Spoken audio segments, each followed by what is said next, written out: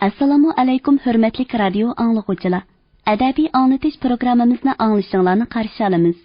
Bugungi programmamizda yozuvchi Abdurahmon Qahorning Xinjiang xalq nashriyoti tarafidan nashr qilingan Eli Dolqunlari nomli 2 qismliq tarixiy romanining 2 qismini anglatishni boshlaymiz. Alvatan ishqida yongan jangchi biz, mardoni biz, qas qilganni pas qilarmiz, g'olib biz, palvoni biz. Eldeki iş, altı oğrunun işi olmasın, inqilabga. Ular özlerinin inqilabi hükümetini kurup boptu. Esi 4 yıl, Manasboyda ötken 4 yıl. Burunrak kalsanlar çökaşki. Bizning qayg'ularimiz, fojialarimiz muncha ko'payib ketmasaydi. Yoshsun Osman! Biz Osmanning bandisi. Seriq ishlar izdan mangan kafirlarni o'ldiringlar. İnqilab qurbonlarini unutib qoldikmi? Altayni oson azod qildikmi? Ta'tir quyun chiqirayotganlarni nima qilib to'smaymiz? O'g'illar bilan tang maydonga chiqqan qizlarga salom. Barakalloh sizlarga. Yoshanglar vatanning qahramon qizlari. İnsonning do'stga mehr muhabbat, dushmanga g'azab nafrat bo'lmasa, uni qandoqmi odam degani bo'ladi?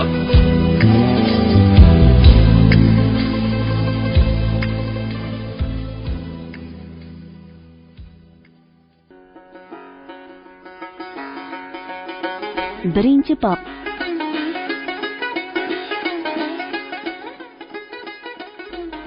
Hayvatlik tog'lar orasi.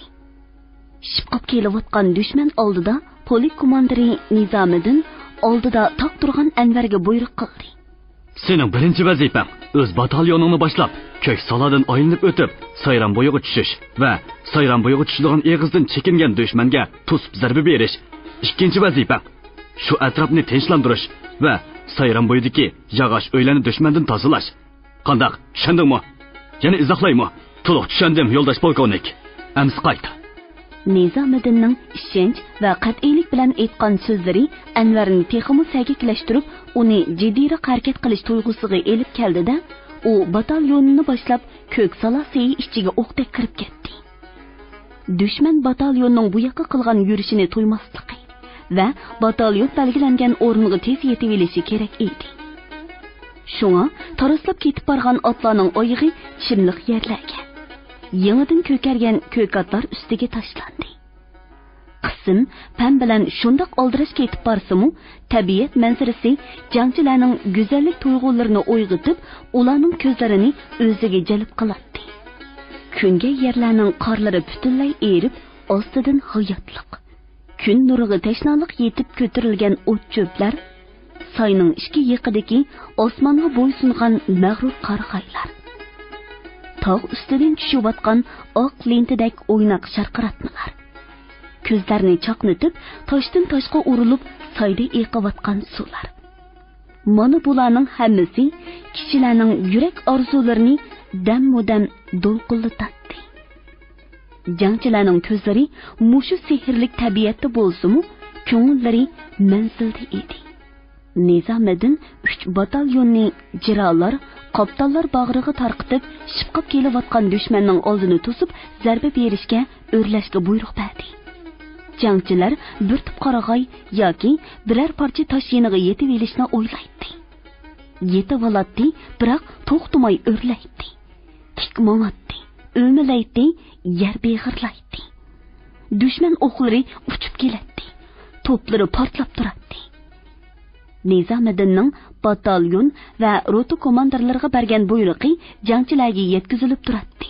Ikki yonidagi qismlar shiddat bilan olg'a besinglar. Markaziy qism oldirmay o'rnanglar.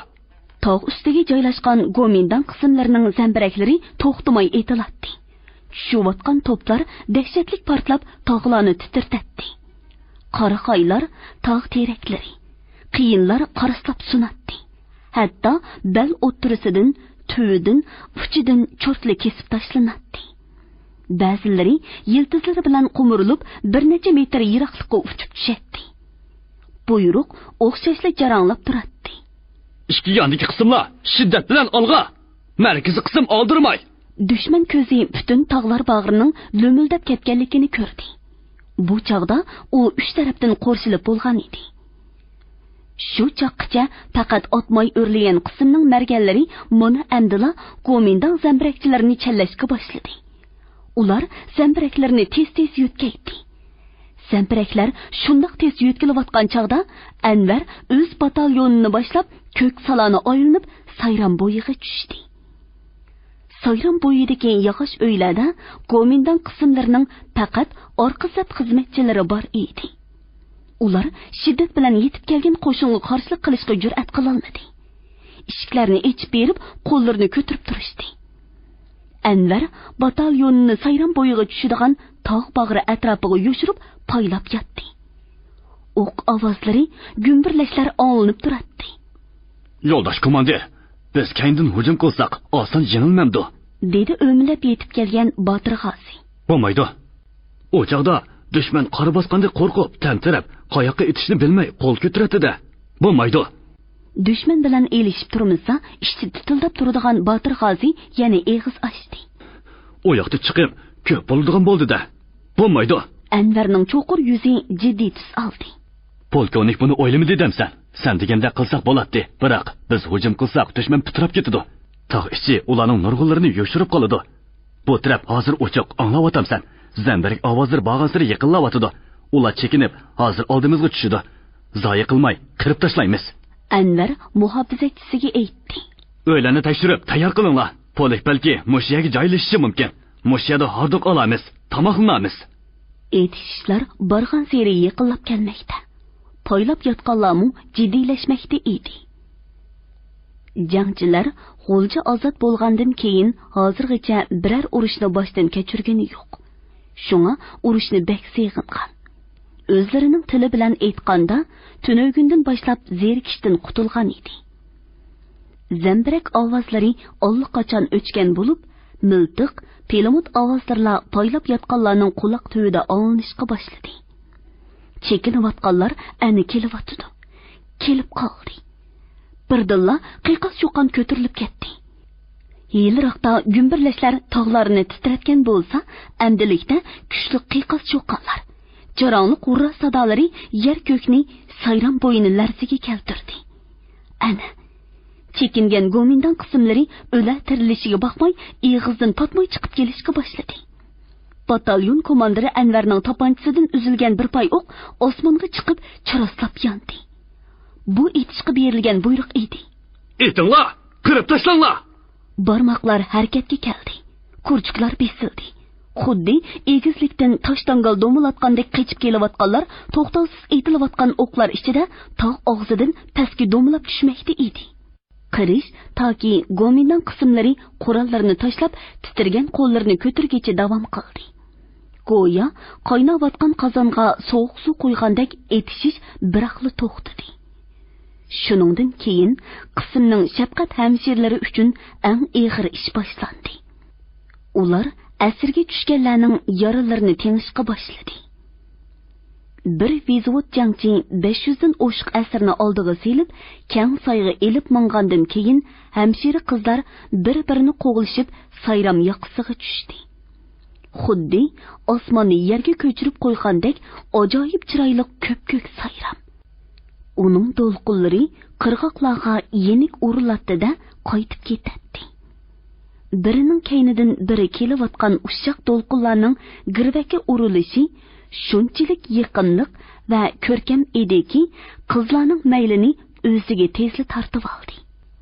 Qayerlardadir xuddi mushu to'lqinlar sadosiga tankish qilingandek sharqiratmalarning bir xil ritmlik ovozlari anglashga boshladi. Qizlar u yer bu yerlarni oq ko'piklar qoplagan ko'p-ko'k Sayramga, yiroqlarda oqirib turgan hayvatlik tog'larga, qaramtul to'q yeshil qarag'ayliq qoptallarga zo'qlanib qarab, hissiyotlari qo'zg'alib ketgan edi. Va do'lqin kuchida siliqlanib ketgan ko'l girvikidagi toshlarni dasab qo'llarini suvga tiqdi. Yenik tavrinib kelgan do'lqin ularning putlarini o'shqog'icha ho'l qilaverdi. Qizlar andikib ketdi-yu, lekin huzur his qilishdi. Ular yog'liqlarini yuyishib, nemidir bir nima kamlik qilayotgandek nozliq va sho'xlik bilan bir-biriga suv chechishdi, qichuv qilishdi. Qizlarning birisi yenidagi Hajar ismli qizga Rayhonning oq yog'liqini sharat qilib, "Rayhon, sening chiroyli yog'liqlaring ko'rinmaydi-ku", dedi ma'nilik kulib. Rayhon bir nima deydigicha Hajar, "Chiroyli yog'liq turamdi, buningda to'qiganlarni udulliq berib bo'ldi, ahtimolin." "Kimga berib bo'latdim? Egisigacha? Men sizlarga kuchuk chiqirib yog'liq to'qiyolmasam ya, navki gaplarni qilib." Rayhon andikanda qilgan bilan shundoq gaplarning davomlashishini xohlaydi. "Undaqda sizlar qo'linglardagi yog'liqlarni birsiga berish uchun to'qibsizlar ekanda?" "Albatta, biroq beradigan odamimiz yo'q, qo'limizda turibdi mana", dedi boyiqi qiz ochiq ko'ngillik bilan. "Shuning uchun tutib atdiq degina." Qizlar dunyosimi qiziq. Odatda yigitlar bilan birga turganda chaqchaq qilinsa yoki ishq muhabbatga doir gaplar bo'lsa, qizirib yerga qaraydi. Ammo ko'nglida yana shundoq so'zlarning qilinishini kutadi, anglag'usi keladi. Yana shundoq so'z chaqchaqlar qilinsa, viyay deb qochidi. Orzusini, maylini, hissiyotini yoshiradi. Og'zidan chiqarmagan bilan muhabbatga berilishi yigitlardan kuchliroq bo'ladi. Ammo og'zida shundoq ishlarga o'chlik qiladi. Sat tetiqsiz deydi. Yigitlarga boshqa qizlardan xat-xolta, yog'liq kelsa, ishchi tarliq qiladi. Rostini aytganda chidamaydi. Qiziq yeri shuki, yilqi qizirib yerga qaragan gaplardan necha hasi ig'ir gaplarni yigitlar yo'q yerda bahuduk qilaveradi. Satni unutib qoladi. Mana ularning o'zaro gaplariga quloq solinglarchu. Bizning yigitlarimizning beshini-chu shahardagi noynoqlar qaydirib bo'ldi. Texi 2 mingdan mangmay turiblar, xat-xoltlari, yog'liqlari kelgili turdi o qiylinlarning. Yandagi kasbning qadri yo'q degandek, bu nimalarga shularla o't ko'rinadi. Bo'ldi Hajar yoshirma, oqshom suvning yoqasida o'ltirib, Ilyos bilan pichirlashyotding-ku, dedi Rayhon qo'l yog'liqini echib silkib shamoldatib. Qizlarning birsi gap qistirdi. Texi yog'liq beradigan holga kelmabdi-da. Hammasi qaqoqlab kulib ketdi.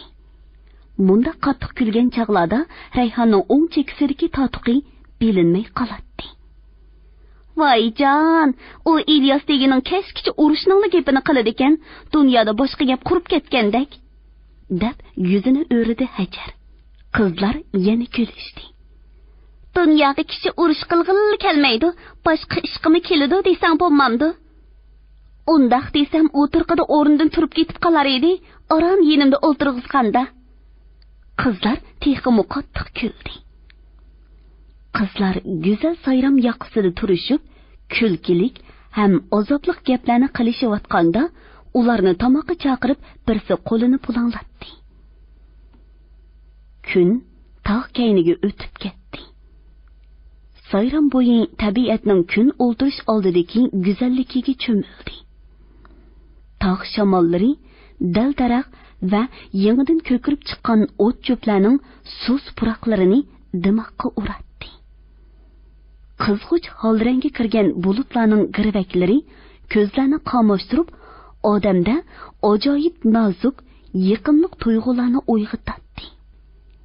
Sharqiratmalarning ovozlari barg'an sira oshkora olinadi. Bu go'zal ko'rinishlar, esil puroqlar, nozik ovozlar jangchilar xotirasidan heleli bo'lib o'tgan qonliq urushlarni unutildiradi. Jangchilar tomoqdan keyinla chang to'zdan qon dog'lari bilan bulg'angan kiyim-kechaklarni qiqishdi va yuz ko'zlarini yuvish uchun ko'l bo'yiga minishdi. "Yur varisjon, ko'l bo'yiga", dedi Botir G'ozi. "Oshinlaring bergan yog'liqlar bo'lsa, elib ol, puraymiz." Ikkisi tuvanga o'z gavdalarining salmoqi bilan yugurib degidek tushib ketdi. Varisjonning maydasidagi fidoilik, Botir G'ozining botirlik, fidoilik medallari pulanglab jiranglaydi. Birdamdala ko'l bo'yini jangchilarning vangchonglari qoplab ketdi-da, ko'l yoqasiga qo'ngan yovi o'rdaklar puruldab, qoyoqlarga durib uchib ketishdi. Kech kirib, atrofni nam havo qoplagan chog'da Nizomiddin batalyon komandirlarini boshlab yog'och uydan chiqib keldi. Dili qattiq bu polik komandirning kelishgan qomatlik gavdasi, surlik chiroyi, ravon va o'tkir so'zlari kishida uningga o'q tegmaydigandek g'alitili bir tuyg'uni paydo qiladi. Buni dalillagandek ko'ksidagi botirlik, sadoqat medallari parqirab turadi. U salmoq qadam tashlab egizrak yerga chiqdi-da, sharq tarafni ko'rsatdi. Dushmanning bir batalyoni ana o'sha sayramga usib kirgan tog' atrofida, zambiraklari ko'lning chetidagi kichik orolga, butxonaga o'rinlashtirilgan. U yer bu yerdagidek o'rmonliq emas, taqir tog'. Shunga hujumni kechida soat 0 da boshlaymiz. Anvar so'radi. Hujum qaysi yo'nalishda bo'ladi? Aldirma, dedi polkovnik uningga qarab. Xudo seni dedim, texi ba'da seni demedim. Hozir so'zlayman. Boshqalar kulib ketdi. U yerga hujum qilish burunqisidan faqat vaqt jihatdan o'xshamaydi. Qolgani o'xshash. 3 batalyonimiz tosh yo'l yaqisi, tog' bag'ri va usti bilan qopsab, u yerga yiqilishib hujumga o'tdi. Sharq taraf dushmanning qechishi uchun o'chiq qoldirildi. Qechib chiqqan dushmanni bir batalyonimiz lan sazo og'zida o'q tutdi. Shuning bilan dushmanning bir polik askari kuchi talto'kis yo'qitildigan bo'ladi-da, u tayga to'sovsiz yetib berishi mumkin. Komandirlar tarqalib ketgandan keyin Nizomiddin yana sharq tarafga, bugun kecha hujum qilinadigan tochkaga nazar tashladi. Zambiraklar joylashgan ko'l chetidagi orolcha va uning atrofi qora kura bo'lib ko'rindi. Oraliqni mo'lcharlab yurish qilish vaqtini, shu yerning sharoitiga muvofiq harakat taktikasini, rotalar, vezovotlarning ilgirlash yo'linishini uzoq o'yladi. Uning o'ylari barxan seri bugungi hujum tochkasidan halqib bormoqda edi. Yurishga otlandik. Yurishimizning jangovarligini birinchi g'albimiz dalilladi. Safarimiz uzun. Shimoliy frontda bo'lamdiq, o'ttir yo'nalishda bo'lamdiq. Buni hozir bir nima deb bo'lmaydi. Tarixning yuklangan vazifasi, xalqning asrlik orzusi bizning harakatimiz. Urushimizda to'liq ado qilinsa, yurishimiz to'xtashi mumkin. Yurishning jangovar yurish bo'lishiga kepillik qilg'ili bo'lamdi. Urushimizning hammasi ko'ngildagidek bo'lavermaydi. G'albilik urushlarmi, mag'lubiyatlik urushlarmi bo'ladi. Lekin oxirgi navbatda kimning yengishi hammani hal qiladi. Yurishimizning jangovarligi yoki jangovar emasligi shu chog'da belgilandi. Ammo yurishimizning jangovar yurish bo'lib, tarixda qilishni istaymiz. Bu yo'lda jon fido qilamiz. Kishi oxir o'ladi. Mushundoq ulug' niyat yo'lida o'lsak, nima armon? Sepimizga uyushqanlarning ba'zilari bir nechadan bolalarini tashlab, ba'zilari yolg'iz o'g'il bo'lsa-mu, onalarining ko'z yoshiga qaramay, ba'zilari muhabbatlik yori jononlaridan qiyib, mush yergacha yurish qilib keldi. Yana yurish qiladi. Buni tushunish kerak, chonqur o'ylash kerak. Miltiqni qandoq etishni, qandoq yurishni, qandoq yugurishni, qandoq yetishni, hujumni, mudofiani, qisqasi, to'g'ri yo'nalishni ko'rsatib berish kerak. Bir jangchi xato yo'nalishda harakat qilsa, o'zi tugaydi. Men yo'nalishni xato ko'rsatsam, po'lik tugaydi. Buni hisobga olmasam bo'lamdi. Jangchilar misoli bir qo'runi tushunsa, men bir mahalni tushunishim kerak. Uning chiroyi barg'an seri jiddiylashib, qo'yuq qoshlari tik-tik bo'lib, ko'zlarining atrofida ushshoq qo'riqlar ko'paymoqda edi. Shu holda u xeyli turdida, ondan ko'zini janubdagi oqvosh tog'larga, g'arbdagi qorag'oyli qoptonlarga tikdi. Shu chog'dala u yenik nafas elishga boshladi. Chiroyimi asta-asta echildi. Ana, yog'och uyning kaydida, yontuluqdagi chimliq ustida 3 jangchi yonboshlab qiziq qorong'i tushgan. Oq seriq yuzlik, ko'zi qora, qisqa burut qo'ygan. 22-23 yoshlar chamisidagi Abduvali ismli yigit avtomatini yeniga qo'yib, yenidan tamaki xaltasini oldi. Xalta nihoyatda chiroyli gullab kashtillangan edi. Pah, bagan tamaki xaltasi mush ekanda, dedi Jamoliddin kulimsirab. Shu, dedi Abduvali ulug' kichik tinib. Ular tamaki yugashdi va tamaki xaltasini qo'ldan qo'lga elib ko'rishdi. Arash tutash turgan tamakisini qattiq sho'rab, eg'iz burundan quyuq is chiqarib, "Qani Abduvali, sirlaringni to'liq anglayli. Bu yaldamining tarixini bizmi o'qib boqayli. O'lib ketsang, armonda qolmayli. So'zligina." "Qo'yinglar, bu uzun gap. Hali tugamaydi. Urush vaqtida." Jamoliddin da'vat qildi. "Urushmi o'z yo'li bilan bo'laverdi. Sening hikoyangni anglab beramiz. Har bir urush orliqi hikoyangni so'zlash mazgili bo'ladi. Qani boshlava." Arashmu Jamoliddinmu qistab turib oldi. Abduvali oxir kundida har qachon aslisa ham lazzatlanadigan, ham azoblanadigan hikoyasini zo'q bilan so'zlashga kirishdi. "Men 1943-yili Eli Millatlar gimnaziyasini tugatib, Sami yuziga o'qituvchilikka chiqdim. Bu yerda 6 sinflik bir maktab bor ekan. Bola tarbiyalash uning qadriga yetgan kishi uchun nihoyat ko'ngillik ish. Men Avat shahrida cho'ng bo'lgan. O'qigan bo'lsam-mu, bola o'qitayotganligim uchun sheg'illik, ko'rimsiz bu yezig'i mehrim tushib qoldi. Atagandan tortib kecha bir vaqtlargacha o'qitishdan bosh ko'tarolmaydim. Kunduzi bolalarni o'qitsam, kechasi yoshlarning, o'tir yoshlarning savodini chiqaratdim. Tez orada nomim chiqib, hammasi meni Abduvali apandi, voy Abduvali apandi deb turadigan bo'ldi. To'y-to'kin nazar chiroqlarga chaqirmay qolmaydi. Qilgan ajrining qadriga yezning sopdil odamlari ajoyib yetadi ekan. Qiziq yeri shuki, o'g'il tarafda xabar yo'q, qiz tarafda dumboq chapdi degandek, o'zimning xabari yo'q. Ba'zi onalar meni kuyovul qilib bilish ko'yig'im tushibdi. Shundoq kunlarning birida bir to'yga berib qoldim. Ko'pchilik bilan to'ydan uzab chiqib, o'yildi gap bilan bir oz turib qoldim. Bir chog'da qaro deganda qilib qoldi. Yoniga burilib qarsam, bir qiz menga kulimsirab qarab turibdi. Boshqalardan xijil bo'lib ko'zimni darhol qochirdim. Biroq yuragim jig' qilib qoldi-da, topinimdan bir o't kirib, beshimdan chiqib ketgandek, butun a'zoyi badanim yinib ketgandek bo'ldi. Qiz emasmi? Nemisini aytsizlar. Har qancha pari bo'lsa, shunchalik bo'la. Tushimmi bu, o'ngimmi bu deb qoldim. Chiqib ketib etib, kaynimga burilib boqaymi deb o'yladim. Biroq burilishdan xijil bo'ldim. Oxir qo'zg'algan hislarim xijilligimni yengdi. Qayrilib qardim. Qiz texchilimon qarab turibdi.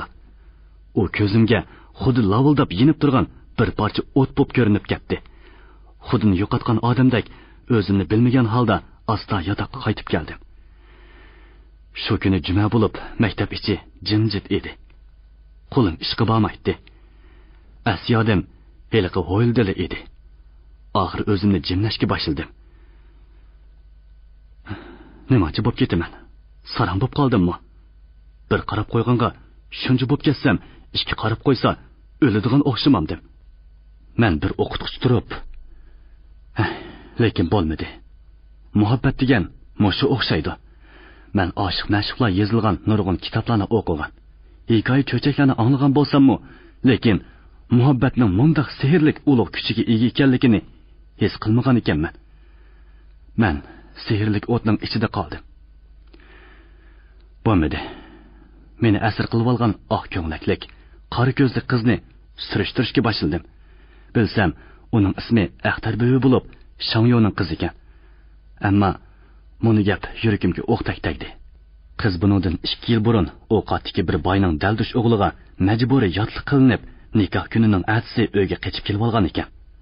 Ota-onasi uni uy tutishga zo'rlaganda, mundaq majburlasanglar o'zimni qosh daryosiga tashlayman deb turib olib, uningdan qutulgan ekan.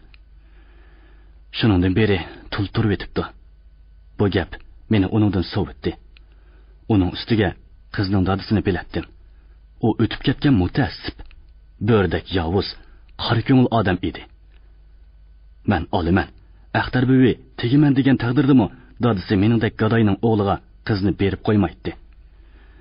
Biroq muhabbatning kuchi oxirgi navbatda hamma sabablar, ayblarni bir tiyin qilib etdi. Uningdan mehrini faqatli uzalmadim.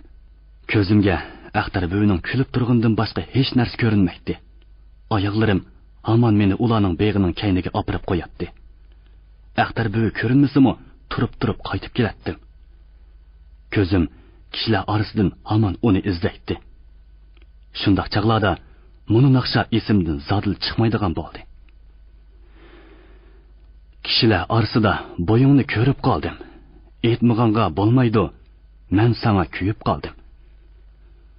Mushu naqshni chiqarganlarning dardiga shunchalik yetib ketdimki, shularni topsam, mundashsam deydim. Kunlarim azob bilan o'tmoqda edi.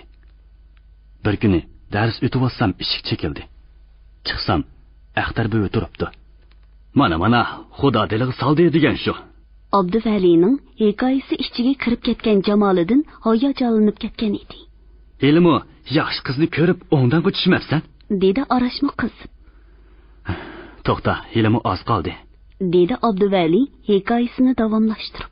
Nima qilarimni bilmay qoldim. Putlarim dirildab, tillarim kalvolishib, tuzuk gapmi qilolmadim. Bu mening inim bo'ladi, dedi u o'tliq ko'zlari bilan menga beqib. Shu chaqdala uning yanida mening o'quvchim, uning enisi turganligini bayqadim. Sho'xlik qilgan o'xshaydi, endi qilmaydigan bo'ldi. Agar menga ishonsangiz, sinfingizga kirgizing. Uning enisi sinf bo'yicha intayin sho'x, do'dan, boshqalarni oni topadigan, dars o'qimaydigan 4 bola edi. Men maktab tarbiyasi bilan oila tarbiyasini birlashtirish uchun bolani onasini boshlab kelmasa o'qitmaydiganligini aytib, sinfdan chiqarib o'tgan edim.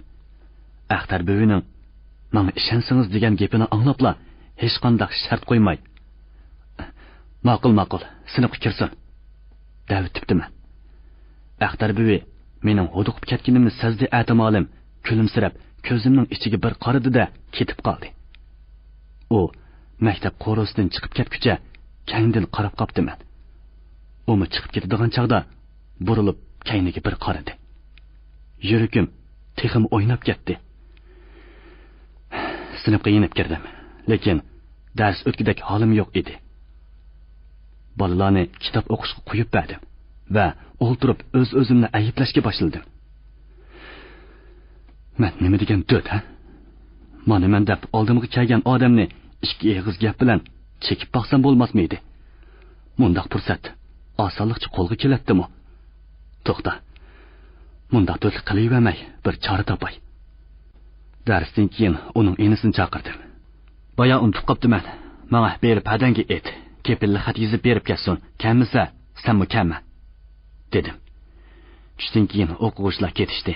O'qituvchilarmi bir-birlab tarqilib, maktab ichi xuddi meni orom xudo so'zlashib olsin degandek bo'shliq qoldi. Omadim kelyotdi deb xushlandim. Biroq Axtar buvining qarisi ko'rinmaydi. Bo'limga kiratdim, qo'rg'iga chiqatdim. Ko'chalardagi oyoq tebishlariga quloq solatdim. Texchi kelmayotganligiga tit bo'latdim. Shundoq azodi yolg'iz payt qo'ldan ketib qolamu deb ansiraydim. Kech kirib ketsila maktab ichi savod chiqadiganlar bilan to'lib ketadi. U chaqda uning kelganining nim foydasi? Yo'q. Uning menga ko'rsatgan qiliq xuluqlariga qaraganda cho'qim keldi. Umi payt izdavotidi. Men shundoq umidli o'y-xayollar bilan o'z-o'zimga tasalli berib, tashnoligimni bosatdim. Biroq kun o'ltirib ketib boradi. Umidlarim o'sha o'ltirib ketib qolgan kundek yo'qolishga boshladi. Men uning yo'liga qancha talmirib intizor bo'lsam-mu, u baribir kelmadi. Kech kursiga keldiganlar ko'rinishga boshladi. Xat. Enisini ati sinfdan qo'g'lab chiqarmasam deb o'yladim ichimda. Jililikda qanday qilib dars o'tganligimni bilmayman. Ba'zilar, "Apandim, tog'ingiz yo'qmi nima?" degandalar o'zimga keldim. Savod chiqadiganlar ketdi. Al yotar chaq bo'ldi. Hech xushaqmaydi. Qo'limga kitob olg'im kelmaydi. Yotqimga chiqib, yotayda turishimga tuyuqsiz eshik chekildi. Yuragim qinidan chiqib ketishga oz qoldi. Cho'chibmi ketdim. Titirgan qo'lim eshikni ochdi. Axtar buvi xuddi 14 kunlik tulum oy tog'lar kaynidan chiqib kelgandek yotqimga kulimsirab kirib keldi. Qara bu qizning payt deb kelgan vaqtini aqlliqkan joma. Davati Jamoliddin va qo'lining olqonlarini bir-biriga surkidi. Abduvali hikoyasini davomlashtirdi. Vaqtida kelmadim, xafa bo'lmagansiz apandim, dedi qiz. Axtar buvini ko'rib, boyiqi ochiq xafaliqlarim xuddi to'zoqdek to'zib ketdi. Kelmaganligingizga qarab, o'zim boraymikin deb edim. Viye, dadamning mijozi bek eski, bag'am bo'lsang surib chiqatdi. Siz-chi? Sizmi surib chiqatdingizmi? Men xushal bo'latdim. U muloyim qiyofatda yerga qaradi. Men nima deyishimni bilolmay qoldim, lekin so'zsiz jim o'ltirish afsiz bo'ldi. Bo'ldi. Xat yozib bermasingizmi bo'ldi? Eningizning sho'xligi chog'liq gap. Axtar buvi meni izzat tarqizib kulyapti. U o'zini tutib olishda ammo mendan ustun turadi. Biroq menmi enimda sho'x. U yalt qilib ko'zimning ichiga qaradi. Menmi ma'nilik gapini tushundim. Har qanday sho'x odamni tuzalayman. Qanday qilib? Mana mundaq qilib. Uning yumshoq, oppoq qo'llarini tutib oldim. Yuragimga o't ketgandek bo'ldi. Yoraysan Abduvali, jur'at tikkansan. O'diqib ketganing bilan senmi paytni qo'ldan bermabsan juma, dedi Orashmo qiz. To'xta, jur'at tixi oldimizda. U qo'lini tortmadi. Endi qanchalik jur'at qilsam bo'ladigandek edi. Ammo endiki jur'atimga u yana yo'l ochdi.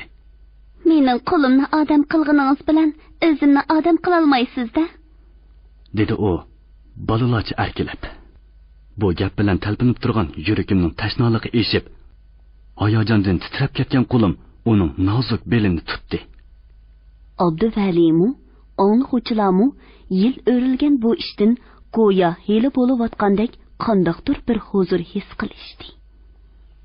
Sayram bo'yiga tunning qor pardasi asta-asta yepildi. Yulduzlar jimirlashqa boshladi. Yog'ish uydan Nodam chiqib keldida Jamoliddinni chaqirdi. Hikoya shu yerda uzilib qoldi. Qo'mondonlik bizga bugun kecha botxona atrofini razvedka qilish vazifasini topshirdi. Hozir otlanamiz, dedi Nodam. 10 minutdan keyin Nodam boshliq 3 nafar otliq razvedkachi tog' bag'ri bo'ylab yo'lga chiqdi. Ikkinchi bob. Qo'shin yo'lga chiqdi. Tog'lar orasida birdan o'rlab, birdan pastlab ilgirlayotgan qo'shin bugun 3-kunga qadam qo'ydi. Shiddat bilan ilgarilash Sayram yoqasida bo'lgan urushni jangchilarning esidan ko'taribdi. Amdi ularning butun vujudida olg'a ilgirlash tuyg'usi yongan edi. Oyoqlardan ko'tarilayotgan gupirlagan ovoz, qo'shinning keyinda kelayotgan harvalarning g'ichirlishi xeyli yerlargacha anglanadi. Polikning hamshira qizlari o'z qismlarida bir rat tuzib qadamlarini tekshi elib ketib boradi. Ularmu boshqa jangchilarga o'xshash o'ng murisiga miltiq osgan. Belida suv qochisi va o'qdan. Biroq so'l murisida beg'idan o'tkazib olgan doktorlik sumkasi bor. Bahor go'zalligiga turkangan tabiat husniga qiziqishi. Hissiyotchanligi bilan ular boshqalardan farqlanib turadi. Ikki yoqdagi tog'lar va yo'lning chet-cho'rilaridagi o't-cho'plar ham dastlab echilgan ko'rimsiz tog' gullariga ular hammadan ko'proq sap soladi. O'q ovozlari anglanmasa, shular haqida gap qilishadi. Rayhon bahorning xushpuroqlaridan, illiq shamollardan qo'zg'algan tuyg'ularga cho'milgan holda sapdoshlariga aytqili bo'lmaydigan lazzatli xiyolda edi. Derizalariga havorang pardalar tortilgan uy bo'lsa, uyning o'ttirsidagi ustalga sirinkul chilangan qochi qo'yilsa, Nodam bilan ishdan yenib kelib, shu ustalda qarma-qarshi o'ltirib choy ichsa, quchoqdagi qizi gulga talpinsa, uning xiyollari toshqa putlashib ketish bilan uzildi. Gupildab yurayotgan qo'shin yilon bag'ridek agir yo'lda bir jira bag'ridan pastlab ko'zdan g'oyib bo'lsa, ikkinchi jira bag'ridan o'rlab chiqib paydo bo'ladi. Yo'lning uchi ko'rinmaydi. Bu yo'llar qadim yo'llar. Asrlardan beri to'gi karvonlari, otliqlar saplari bu yo'llardan uzilmagandi. Yo'llarning o'rni o'zgarib turgan bo'lsa-mu, lekin o'tkinchilar besilmagandi. Taroncha harvonlarning bu yo'llarni besayotganiga uzoq yillar bo'ldi. toshyo'l bino bo'lgandan beri bu yo'llar jonlandi. O'tkinchilar ko'paydi. Aymanmay harvalarga esiladigan och bo'rilar mashinalarning gurkirishidan oliqsadi bo'lib, yiroqlarga qochadigan bo'ldi. Shuningdan keyin oxiri yo'qdek ko'rinadigan bu yo'lda harvalarning g'ichirlishi, mashinalarning gurkirishi, odamlarning vangchungi ko'payib, g'amkinlik, o'mcharash g'oyib bo'lib ketdi. Och bo'rilar, to'p-to'p yuradigan uchqur kiyiklar ko'zga kam cheliqadigan bo'ldi. Bu yo'llar, yo'lning ikki yoqasidagi tog'lar o'z tarixida qismi qismat, karomat va bir-biriga o'xshamaydigan ruhiy holatlarni ko'rib keldi. Qaysi kunila g'arbga mingan mashinalar kolonnini ko'rgan. Mashinadagilar o'pchorisiga, tog'lar orasiga ko'zlarini parqirtishib, ansizlik bilan qarashgan. Ba'zilari titragan, ba'zilari ko'zlarini ching'ida yumib olgan. Lekin ular qaytishmadi. Bugun boshqacha bir sapni ko'rib o'tdi. Bu sap piyoda sharqqa ketib boradi. Bular aloqzodilikka tushmagan. Atrofiga ansizlik bilan boqmaydi. Bog'larning qirliq cho'qqilariga, qandoqdir bir narsalar shakliga kirib qolgan yo'g'on toshlarga, qorayib ko'ringan o'nkirlarga qiziqib qarab, tabiat hunarlariga hayron qilib ketib boradi. Texi bular nimalarnidir deyishib kulishdi. Yonlaridan chiroyli gullab tikilgan tamaki xaltalarini, bir chetiga yurak surati kashtalangan qo'lyaqliqlarni bir-biriga ko'rsatishdi. 2 soat yo'l yurgandan keyin polik to'xtab dam oldi. Gupildigan ovoz, harvalarning g'ichirlishi besildi. Kunning ko'tarilishi bilan yuzlarga urilayotgan izg'irin shamol to'xtadi. Kunning qiziq tapdi birdamdala toshlarni qizitishga boshladi. Jangchilar yo'lning ikki yoqasida o'ltirishdi. Ba'zilari yonboshladi, ba'zilari sunaylab yotdi. Harvalarga besilgan non, sayram yoqasidagi yog'och uylarda pishirib elingan go'sht, batalyon rotalarga, vizot gruppalarga tarqatilishga boshladi. Hurmatli radio anglag'uvchilar, yozuvchi Abdurahmon Qahorning Xinjiang xalq nashriyati tarafidan nashr qilingan Eli to'lqinlari nomli 2 qismliq tarixiy romanining 2 qismini bugun mush yergacha anglatdik. Davomini ertadagi programmamizda anglaysizlar. Qozoq bolasiman deysan, go'shtning ta'mli yerini bilamsan. Bilmaychi, bosh yonbosh bilmaydi ekansan. Eng tasliq yeri yeriga tegmaydigan bo'yni bo'ladi. Dushmanning oldi potaylarini gum qilmay turib, hujumga o'tish bizni avvalgi mag'lubiyatga olib boradi. Shunga barliq kuchimiz, zehnimiz, g'ayratimiz dushmanning birinchi qator potaylarini yemrishga qartilish kerak. 8 mashina sangli shundoq necha bo'lib ko'ringani yo'q g'oyatga. Muhimi, Gomindan qismlarigami shundoq necha bo'lib ko'rindi. Shunga ular badar qochdi-da.